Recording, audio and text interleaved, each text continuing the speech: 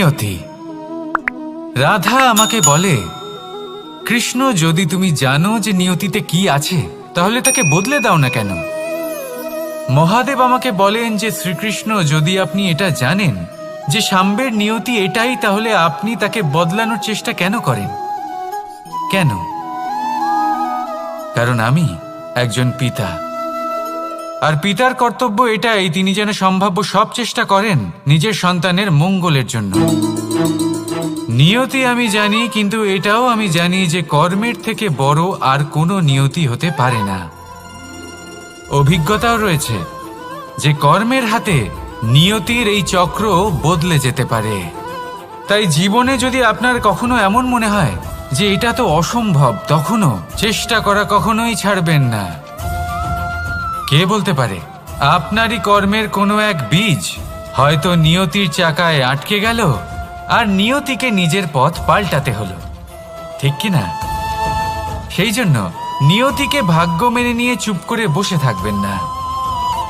নিজের নিয়তি স্বয়ং নিজের কর্মের দ্বারা নির্ধারিত করুন, কারণ আপনার এই কর্মের ওপরেই আপনার অধিকার রয়েছে। আর এই অধিকারকে নিয়তি অনেক সময় সম্মানও করে। তাহলে আসুন আর আমার সাথে ভালোবেসে বলুন, রাধা রাধা। শক্তি এক অত্যন্ত বিচিত্র বস্তু, বা বলতে পারেন অনুভূতি। পিতা সবসময় চান যেন তিনি তার শক্তি পুত্রকে সঁপে দিতে পারেন, যাতে সে শক্তিশালী হয়, যাতে তার মঙ্গল হয়। তার পুত্র সবসময় চায় যাতে সে পিতার সেই শক্তি লাভ করে, কিন্তু সেই শক্তি লাভ করার জন্য পুত্র হওয়া যথেষ্ট নয়, যোগ্য পাত্র হতে হয়। আসুন আপনাকে সহজে বোঝাই। যদি আপনি সুপাত্র হন আর আপনাকে শক্তি দেওয়া হয়, তাহলে আপনি সেই শক্তির গুরুত্ব বুঝবেন, কোথায় সেই শক্তি প্রয়োগ করা উচিত সেটা বুঝবেন। আর এটা যেহেতু অর্জন করা শক্তি হবে, সেই শক্তির অপব্যবহার হবে না।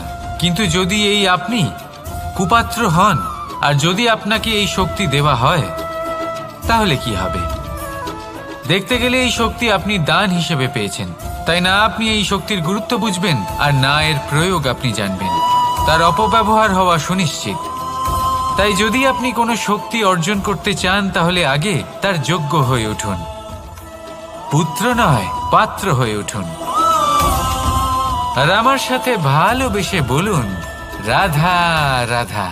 কথায় আছে, প্রত্যেক পুত্র তার পিতার প্রতিচ্ছবি হয়, আর সমস্ত প্রতিচ্ছবি চায় যেন সে তার অস্তিত্ব প্রাপ্ত করতে পারে।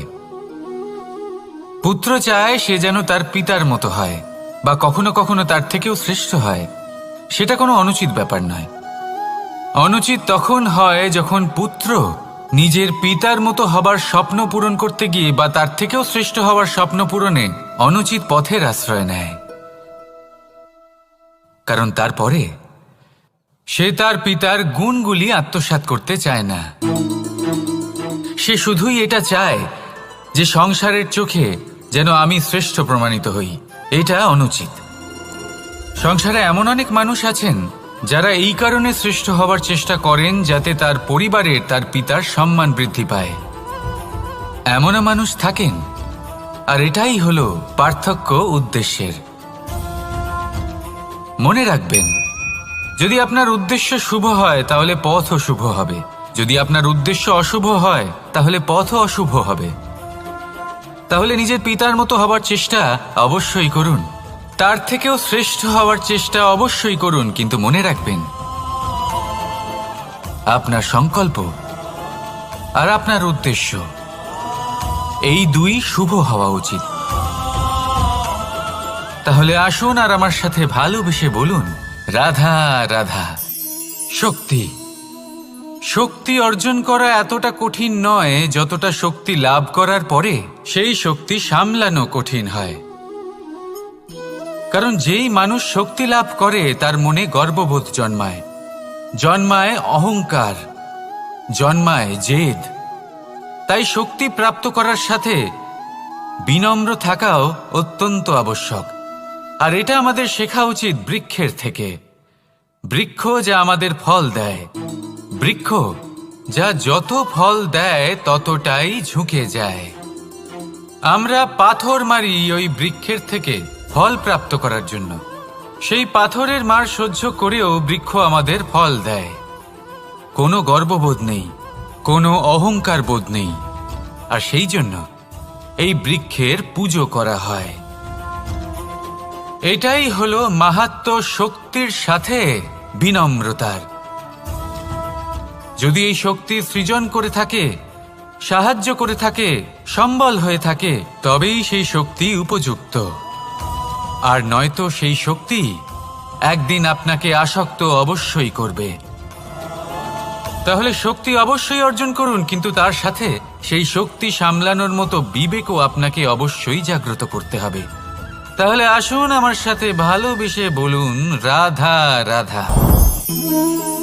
অহংকার অত্যন্ত বলশালী হয়। এই অহংকার মানুষকে কখনো নত হতে দেয় না। অদ্ভুত ব্যাপার, এই অহংকার যা মানুষকে কখনো নত হতে দেয় না, সেটাই তার পতনের কারণও হয়ে দাঁড়ায়। যেখানে মানুষ এটা ভাবতে শুরু করে যে শুধুমাত্র সেই যোগ্য, সেখান থেকেই তার পতনের আরম্ভ। ঠিক কিনা?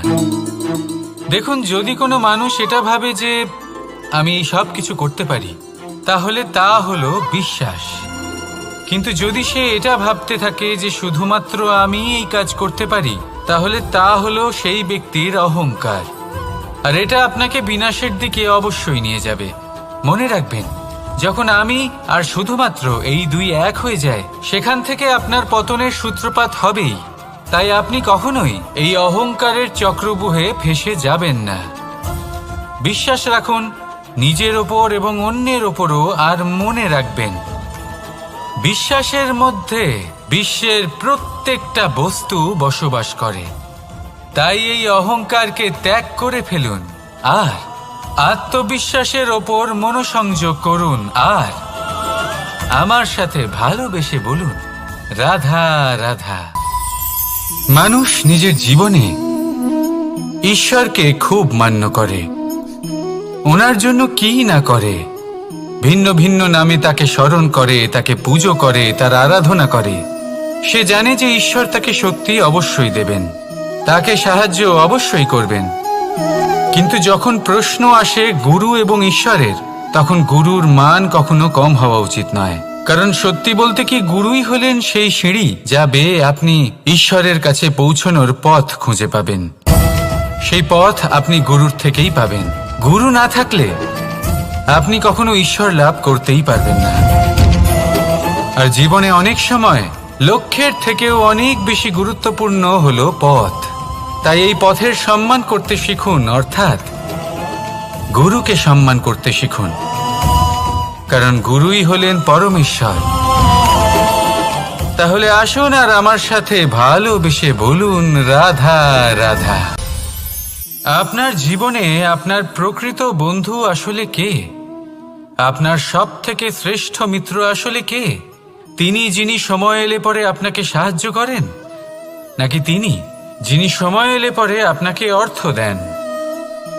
দেখুন, আমরা হলাম মানুষ, আমাদের জীবনে লেনদেন চলতেই থাকে।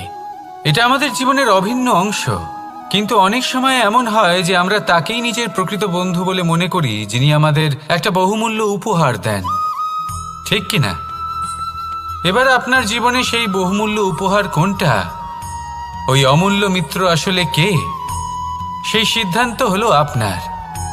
কিন্তু যদি আপনি আমাকে জিজ্ঞেস করেন, তাহলে আমার মতে স্বর্ণ, হিরে, মুক্ত, ধন এগুলো বহুমূল্য নয়। বহুমূল্য হলো সঙ্গ, যখন আপনি একা হয়ে যাবেন, সময়, যখন আপনার তাকে প্রয়োজন হবে, সমর্পণ, যখন আপনার বিশ্বাসের প্রয়োজন পড়বে।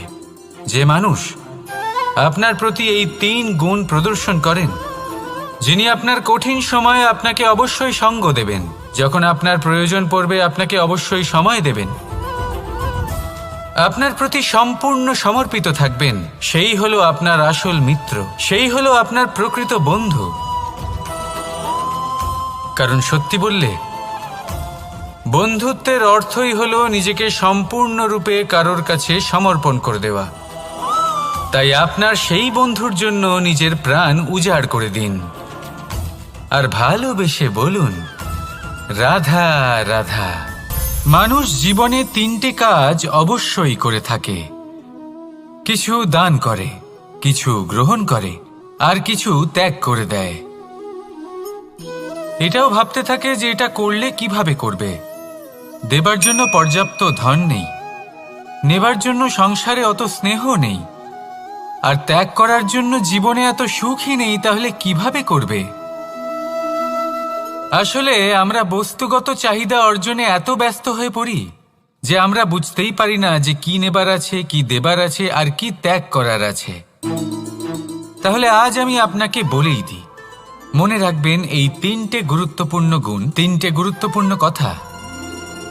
দেবার জন্য আছে দান, নেবার মতো আছে জ্ঞান, আর ত্যাগ করার মতো আছে অহংকার। যখন আপনি দান করতে শিখে যাবেন, জ্ঞান অর্জন করার শক্তি আপনা থেকেই আপনার মধ্যে চলে আসবে। আর যখন এই জ্ঞান আপনার মধ্যে প্রবেশ করবে, অহংকার আপনা থেকেই আপনার থেকে দূরে চলে যাবে। যে ব্যক্তি এই 3-এর মধ্যে ভারসাম্য বজায় রাখতে পারে, তার বর্তমান, ভূত, ভবিষ্যৎ, লোক, পরলোক সব কিছু শুধরে যায়।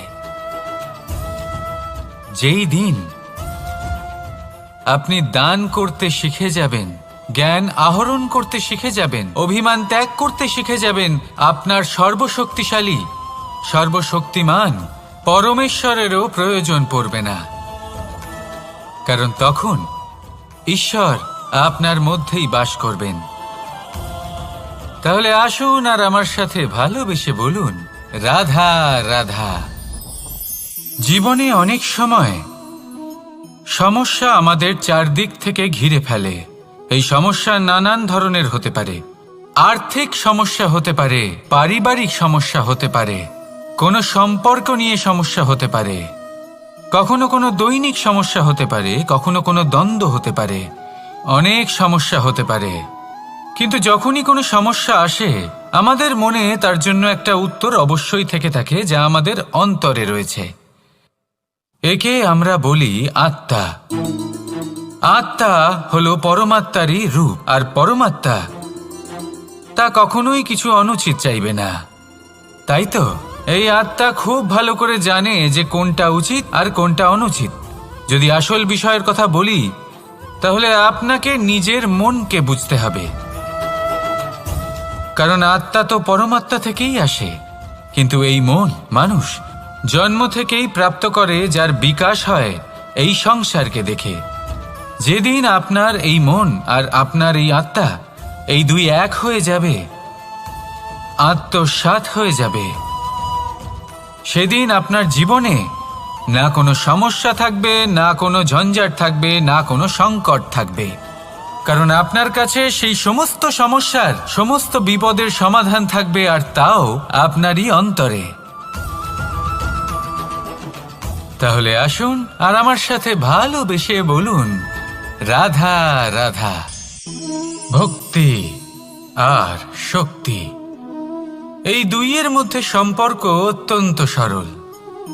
মানুষ ভক্তি করেন যাতে তিনি শক্তি লাভ করতে পারেন, আর শক্তি লাভ করার পরে ভক্তিভাব ভুলে যান, আর শক্তির প্রতি আসক্তিতে মত্ত হয়ে যান, আর সেখান থেকেই তার বিনাশ শুরু হয়।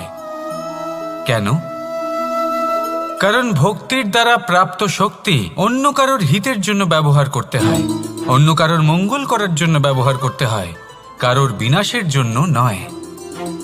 এবার যদি আমি আপনাদের একটা উদাহরণ দিয়ে বোঝাই, তাহলে কোদাল দিয়ে আমরা মাটি কোপাতে পারি, একটা গর্ত খুঁড়তে পারি, যাতে একটা নতুন বৃক্ষ জন্ম নিতে পারে। একটা বৃক্ষ যা অন্য জীবকে ফল প্রদান করবে, যাত্রীদের ছায়া প্রদান করবে। কিন্তু এই কোদালের ব্যবহার যদি আমরা অন্য কারোর ক্ষতি করার জন্য করি, তাহলে ক্ষতি শুধুমাত্র আমাদেরই হবে। তাই জীবনে যদি আপনি কোনো শক্তি লাভ করেন, হয়তো ভক্তির দ্বারা বা অন্য যেখান থেকেই হোক, তার সদ্ব্যবহার করতে শিখুন, নয়তো এই প্রাপ্ত শক্তি আপনার পতনের কারণ হয়ে দাঁড়াবে। তাহলে আসুন আমার সাথে ভালোবেসে বলুন, রাধা রাধা। বরদান অত্যন্ত বিচিত্র এক বিষয়, কিন্তু দেখতে গেলে এই বরদান কি না করতে পারে। এক দরিদ্রকে রাজা বানিয়ে দিতে পারে, একজন দুর্বলকে এই সংসারের সব থেকে শক্তিশালী ব্যক্তি বানিয়ে দিতে পারে। কিন্তু আমরা ভুলে যাই এক অত্যন্ত গুরুত্বপূর্ণ কথা। বরদান এই শব্দের শেষে দান লুকিয়ে রয়েছে। এই দান কথাটা অত্যন্ত গুরুত্বপূর্ণ। আমাদের মনে রাখা উচিত এই বরদান আমরা দানে পেয়েছি, আর তাই তার সম্মান করা উচিত, কখনোই অহংকার করা নয়। আর যে ব্যক্তি বরদান পেয়ে অহংকার করেন তার যা ক্ষতি হয় তা হলো এই বরদান তার থেকে কেড়ে নেওয়া হয়।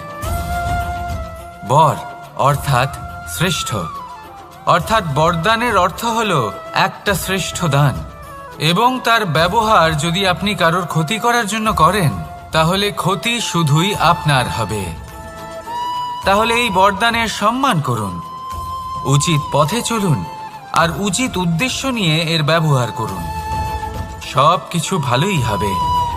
তাহলে আসুন আর আমার সাথে ভালোবেসে বলুন রাধা রাধা।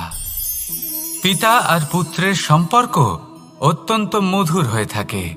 পিতা স্বপ্ন দেখেন, তাকে পূর্ণ করার সকল সম্ভাব্য চেষ্টা করেন, কিন্তু তাও অনেক সময় ওনার স্বপ্ন অপূর্ণ থেকে যায়। তখন পিতা ভাবেন যে স্বপ্ন উনি পূর্ণ করতে পারেননি ওনার সন্তান তা অবশ্যই পূরণ করবে। যে স্থানে উনি কখনো পৌঁছতে পারেননি সেই স্থানে ওনার পুত্র অবশ্যই পৌঁছবে। পিতা নিজের সন্তানের ভবিষ্যৎ নিয়ে সেই স্বপ্ন দেখেন, আর যখন সেই সন্তান সামনে এগোতে থাকে তখন তার দুঃখ হয় না, বরং গর্ব হয়। ওনার ভালো লাগে এটা দেখে যে ওনার সন্তান অনেক উন্নতি করছে। কিন্তু যখন সন্তান নিজের অভিভাবকের শক্তি দেখে, তার যশ দেখে হিংসা করতে থাকে, সমস্যা সেইখানেই শুরু হয়। সেই জন্য সকল সন্তানকে এটা মনে রাখতে হবে, দেখুন, পুত্র হবার সুবাদে, এক সন্তান হবার সুবাদে এটা হলো আপনার অধিকার যে আপনি আপনার পিতার থেকে বেশি উন্নতি করবেন। আপনার পিতাও এটাই চান, কিন্তু সুস্থভাবে এটা করুন। একটা রেখা টেনে নিন যাতে আপনি তাতে এগোতে পারেন আর আপনার পিতার তাতে গর্ববোধ হয়, আর সেই বিষয়ে দুঃখ না হয় যে আমার সন্তান আমাকেই ছোট করার চেষ্টা করছে। ইতিহাস সাক্ষী রয়েছে, যে মানুষ অন্য কাউকে ছোট করার চেষ্টা করেছেন সেই মানুষই ছোট হয়ে গেছেন। আর আমার মনে হয় না আপনি এটা চান, কারণ কোনো একদিন আপনিও কারোর পিতা হবেন। আসুন আমার সাথে ভালোবেসে বলুন রাধা রাধা। সাথী, সাথী এই শব্দটির ব্যাখ্যা কে কিভাবে করে? মিত্র, সখা, বন্ধু, কিন্তু অর্থ একটাই। তিনি যিনি আপনার সঙ্গী হন আর তিনি যার সাথী আপনি হন। এবার সব থেকে বড় প্রশ্ন হলো এটাই যে তিনি কে হতে পারেন যাকে আপনি আপনার সাথী বলে মেনে নিতে পারেন, নিজের সখা, নিজের মিত্র, নিজের বন্ধু মেনে নিতে পারেন। আপনার সাথী হলেন তিনি যিনি দুঃখের সময় আপনার পাশে থাকবেন, আপনার হাত ধরে থাকবেন। আপনার সাথী হলেন তিনি যার হাত আপনি নিজের সুখের দিনে ধরে থাকবেন। সেই সাথীরই হাত ধরুন যিনি দুঃখে সবসময় আপনাকে সাহায্য করার জন্য তৎপর হয়ে থাকেন, আপনার পাশে থাকেন, আর যাকে সুখের দিনে আপনি আপনার সাথে রাখতে পারেন। আর যখন আপনার সাথে আপনার এই সাথী থাকবে তখন আপনি এটা বুঝবেন যে যখন জীবনে দুঃখ আসে তখন এই দুঃখ কমে যায়, সবার মধ্যে ভাগ হয়ে যায়। আর যদি তখন সুখ আসে তাহলে সেটা সবার উপস্থিতিতে আরো বেড়ে যায়। এটাই হলো প্রেম, এটাই হলো ভালোবাসা, এটাই হলো সঙ্গ, যেমন সম্পর্ক আমার আর রাধার মাঝে। তাহলে আসুন আর আমার সাথে ভালোবেসে বলুন রাধা রাধা। আমাদের মনে যখন কোনো প্রশ্ন ওঠে, কোনো দ্বন্দ্ব জাগে, তখন আমরা যাই আমাদের গুরুর কাছে, আমাদের আরাধ্যের কাছে গিয়ে জিজ্ঞেস করি। এইভাবেই একদিন আমি পৌঁছলাম আমার আরাধ্যের কাছে, আমার মহাদেবের কাছে, আর ওনাকে প্রশ্ন করলাম যে মহাদেব, জীবনে আনন্দ পাওয়ার, উৎসব পালনের, প্রেম ভাগ করে নেবার, জীবনকে উপভোগ করে নেওয়ার সর্বশ্রেষ্ঠ সময় কোনটা? মহাদেব হাসলেন আর উনি বললেন, জীবনে উৎসব পালনের সবথেকে শ্রেষ্ঠ দিন হল মৃত্যুর ঠিক আগের দিনটা। প্রেম ভাগ করে নেওয়ার সবথেকে শ্রেষ্ঠ মুহূর্ত হল মৃত্যুর ঠিক আগের মুহূর্ত। জীবনকে উপভোগ করে নেওয়ার সর্বশ্রেষ্ঠ প্রহর হল মৃত্যুর এক প্রহর পূর্বে। তখন আমি চমকে গেলাম। আমি বললাম, কিন্তু মহাদেব, মৃত্যু তো অনিশ্চিত, আমরা জানিও না কবে আমাদের মৃত্যু হবে। মহাদেব আবার হাসলেন। উনি বললেন যে যদি আমরা এভাবে জীবন কাটাই যে আমরা জীবনের প্রত্যেক দিন, প্রত্যেক মুহূর্ত, প্রত্যেক প্রহর শেষ বলে মনে করি, তাহলে আমাদের সমস্ত জীবন আনন্দের সাথেই অতিবাহিত হবে।